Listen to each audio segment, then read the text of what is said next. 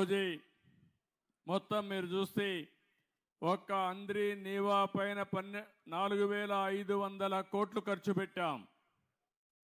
రాయలసీమలో 12,500 కోట్ల రూపాయలు ఒక్క ఇరిగేషన్ కోసం ఖర్చు పెట్టాం. ఏదే జీడిపల్లి భైరవాని తెప్ప ఎత్తిపోతల పథకానికి 968 కోట్ల రూపాయలు మంజూరు చేసి 35% పనులు కూడా పూర్తి చేశాం. మళ్ళీ ఈ నియామకాలు సాక్షిగా చెప్తున్నా, దీన్ని పూర్తి చేసే బాధ్యత ఈ ప్రభుత్వం తీసుకుంటామని చెప్పి కూడా నేను మీకు తెలియజేస్తున్నాను. అదే సమయంలో ఇక్కడికి వచ్చినప్పుడు ఇప్పుడే నేను ఆంజనేయ స్వామిని కూడా చూశాను.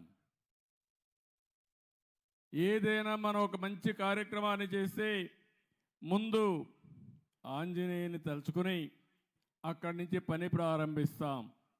నేను కూడా మీ ఊరి అభివృద్ధి కోసం, ఈ ప్రాంత అభివృద్ధి కోసం నాకు ఆ శక్తిని, ధైర్యాన్ని, తెలివితేటలు ఇమ్మని ఆంజనేయ స్వామిని ప్రార్థించి ఇక్కడికి వచ్చాను. నేను నా లెక్క ప్రకారం తిరుగు లేకుండా మనం ముందుకు పోయే పరిస్థితి వస్తుంది, దాంట్లో అనుమానం లేదు.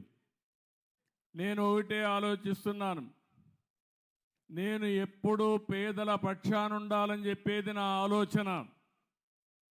ఏ నిరుపేదలైతే ఉన్నారో, ఎవరైతే కష్టాల్లో ఉన్నారో వాళ్ళకి పూర్తిగా అండగా ఉండాలనే ఉద్దేశంతో ఈ ప్రభుత్వం పనిచేస్తున్నాం.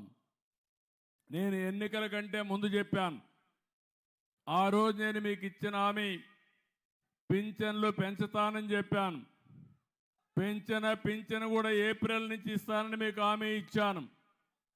ఈరోజు మీరు చూస్తే 4,000 రూపాయలు, 3,000 రూపాయల నుంచి 4,000 రూపాయలు ఒకేసారి పెంచి ఏప్రిల్, మే, జూన్ 3 నెలలకు కూడా ఒకేసారి మీకు పింఛన్లు అందించాను.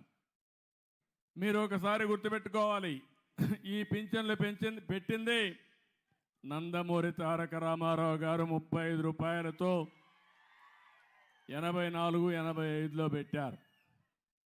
ఆ తర్వాత నేను వచ్చిన తర్వాత దాన్ని 70 రూపాయలు చేశాను. మళ్ళీ నేను ముఖ్యమంత్రి అయిన తర్వాత 2014-15లో 200 నుంచి 2,000 రూపాయలు పెంచింది తెలుగుదేశం ప్రభుత్వం నేను ముఖ్యమంత్రిగా ఉన్నప్పుడు. ఇప్పుడు మళ్ళీ 3,000 నుంచి 4,000 చేశాను. 64 లక్షల మందికి ఇస్తున్నాం.